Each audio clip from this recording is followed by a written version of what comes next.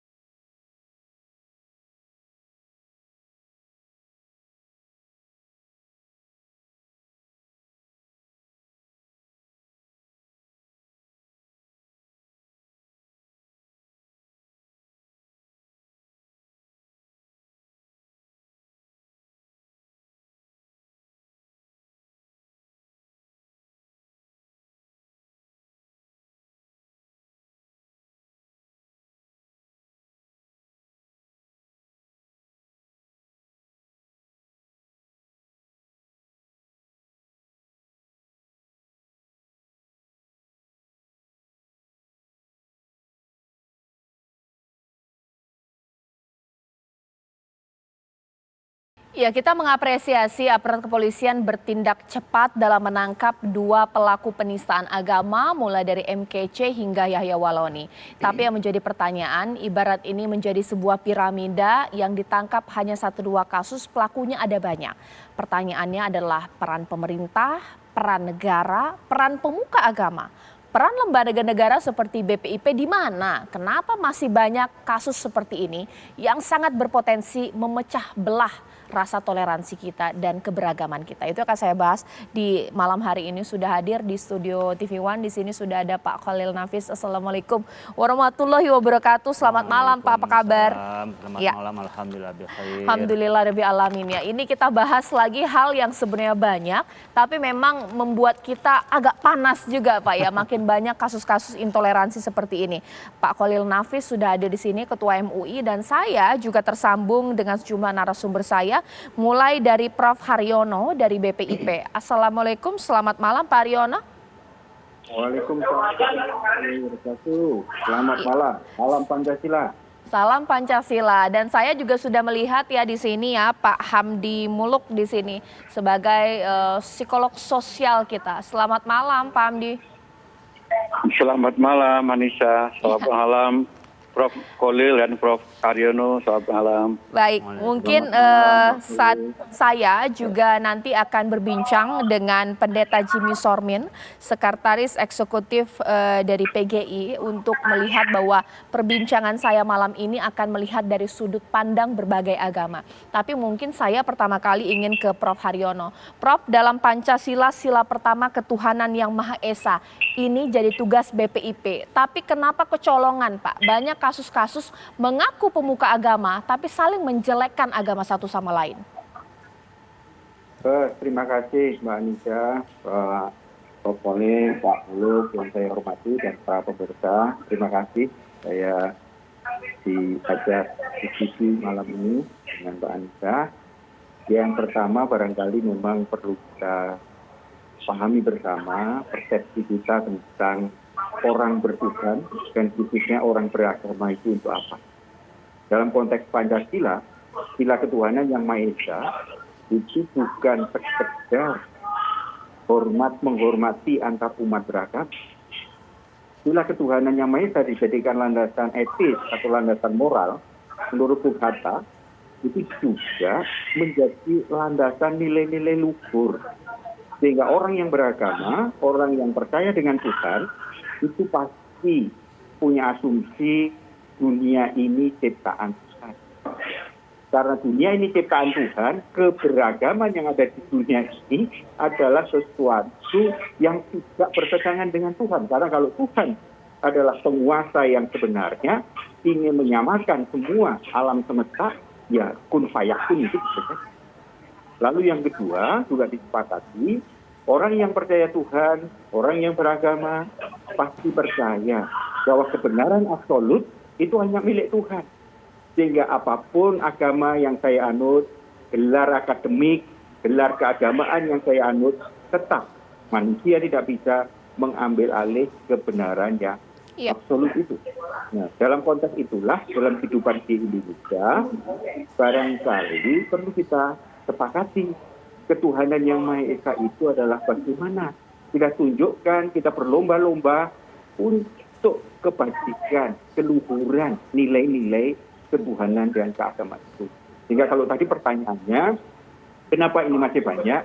Saya pikir jumlah antara pemeluk agama, termasuk tokoh agama yang bisa menebarkan kebencian, dengan yang banyak menebarkan kedamaian, keluhuran, lebih banyak kepada yang keluhuran. Untuk itu kita hargai pada aparat penegak hukum, khususnya polisi, supaya ini tidak diselesaikan ujaran kebencian, itu sekedar tanda tangan di atas materai. Tetapi yang bersangkutan, termasuk oknum-oknum yang sering kali mengungkapkan ujaran kebencian, diberi kesempatan melakukan perjumpaan sosial. Sehingga kalau ada saudara kita yang dari oknum agama Islam menghina Nasrani, kita beri kesempatan berkunjung atau kerja sosial di yayasan Nasrani atau komunitas Nasrani. Demikian pula kalau ada oknum Nasrani yang menghina Islam, kita tunjukkan banyak komunitas yayasan Islam itu yang luhur. Bahkan kalau perlu, nanti kami akan usulkan pada teman-teman di BPIP, orang-orang yang semacam ini kita ajak kunjungan ke saudara-saudara kita yang menganut aliran kepercayaan seperti suku Badui, di mana orang Badui yang beragama itu tidak untuk menebarkan kebencian. Masa kita orang yang merasa lebih terdidik justru kurang toleran, kurang menghargai dan sebagainya. Karena ini ancamannya bukan hanya pada eksistensi bangsa kita, tapi juga eksistensi terhadap kehidupan dan nilai-nilai kebajikan tentang Tuhan itu sendiri. Itu Mbak Anissa. Iya, mungkin saya sekarang ke Pak Kholil Nafis di sini bahwa Yahya Waloni, saya bisa menyebutnya apa? Karena dia memproklamirkan diri sebagai ustadz, tapi ceramah-ceramahnya jauh dari rasa guyup, adem, tentram, justru malah provokatif. Ini kenapa di sini, Pak? Ini gampangnya di Indonesia orang disebut ustadz. Iya. Kalau di Timur Tengah tuh ustadz itu sekelas profesor. Di sini orang sering ke masjid, lalu jadi takmir masjid sudah ustadz. Jadi ya mendowngrade lah ya, memperendah istilah ustadz itu sendiri. Sebenarnya kan ustadz itu adalah pengajar ya. Jadi pengajar siapapun kalau secara umum ya jadi ustadz. Tapi sebenarnya ustadz lebih kepada orang yang punya kemampuan untuk mengajar. Nah ini yang saya sering sampaikan bagi teman-teman yang baru jadi mu'alaf, sampaikan yang tahu yang pasti benarnya. Yang kemudian jangan pernah menjelekkan pada agama yang pernah dipeluknya. Yeah. Apalagi membenturkan agama yang baru diyakini dengan agama yang lama yang dipeluk itu. Karena itu saya pikir kita perlu juga mendorong masyarakat ketika mempunyai majelis taklim, masjid atau acara-acara keagamaan, undanglah penceramah-penceramah yang memang memberikan inspirasi, penceramah-penceramah yang memang mengerti tentang agama, bukan yang memprovokasi. Oleh karena itu MUI memberikan standar kompetensi kepada para penceramah. Karena kami tidak bisa melarang penceramah. Mereka bikin acara sendiri, mengundang siapa yang mau diundang, nggak bisa kita batasi. Berbeda dengan negara sebelah seperti di Malaysia atau Brunei, memang ada ketentuannya. Di kita nggak bisa melarang. Bahkan masjid pun sekarang mungkin di tingkat pemerintah saja yang bisa dilarang. Tapi di masyarakat yang membangun masjid sendiri, lalu mereka bikin acara keagamaan sendiri kan nggak bisa dilarang untuk ustadz yang diundangnya. Pak Yahya Walloni bukan ustadz menurut MUI berdasarkan dari hasil ceramahnya. Kalau itu bukan ustadz yang berstandar MUI. Kalau di luar disebut ustadz sangat luas tentang terminologi ustadz. Oke, sekarang saya akan ke Pendeta Jimmy Sormin, Sekretaris Eksekutif dari PGI. Kalau di sini Pak Khalil Nafis begitu tegas bahwa karena isi ceramahnya begitu tidak menawarkan yang namanya rasa persatuan sehingga Bapak Yahya Walloni bukan ustadz standar dari MUI. Kalau dari PGI sendiri bagaimana pendeta?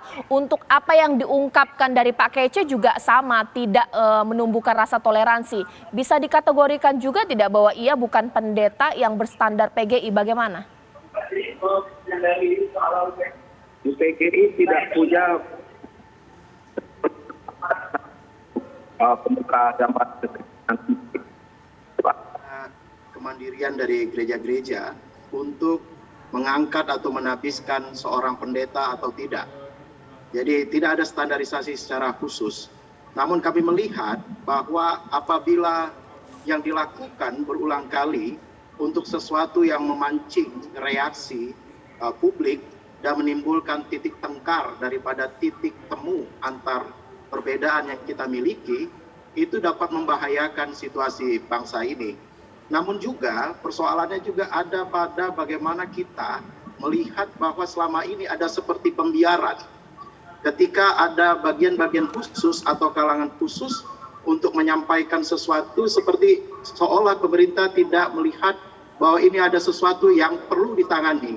Tapi ketika ada laporan dari kalangan tertentu untuk komunitas misalnya, saya tidak sebut hanya gereja ya, tapi beberapa umat gereja, tokoh gereja itu dipenjara atau ditangkap secara khusus oleh karena dianggap telah menista agama, sementara pada bagian-bagian lain ada yang menghina kekristenan, menghina agama-agama lain di luar agamanya itu seperti tidak dianggap penting. Saya tidak merasa bahagia sebenarnya secara pribadi apabila oleh karena kasus dari Pak KC ini kemudian ditangkap salah satu yang lain atau yang lainnya kemudian. Ini hanya akan membuat ini menjadi satu yang bergulir dan semakin terus menerus. Dan kita tidak berharap bahwa hukum positif akan pasti menjembatani atau menjadi satu jalan keluar untuk persoalan semua kita menjadi penting jika ada hal-hal yang seperti ini terjadi. Ya. Baik. Pak Pendeta, setidaknya seperti apa yang terjadi dahulu, itu pernah terjadi dahulu ada satu pemuka agama, ada lembaga lain yang kemudian sowan, kemudian guyup bersama memecah situasi. Pak Pendeta, ini yang harus dikembangkan sebenarnya dari mohon kita. izin Pak Pendeta supaya tidak ada mispersepsi di sini karena komunikasi kita ini sedikit tidak jelas. Saya akan perbaiki komunikasi saya dengan Pendeta Jimmy Sormin, tapi mungkin saya sesaat lagi akan bertanya kepada Pak Hamdi Muluk. Apa sih yang terjadi di masyarakat? Kenapa rasa intoleransi ini tumbuh bukan dari masyarakat yang dikategorikan ini yang paling rawan ya, justru dari kelompok yang mengatakan dirinya adalah pemuka agama. Ada persoalan apa di masyarakat kita? Sesaat lagi.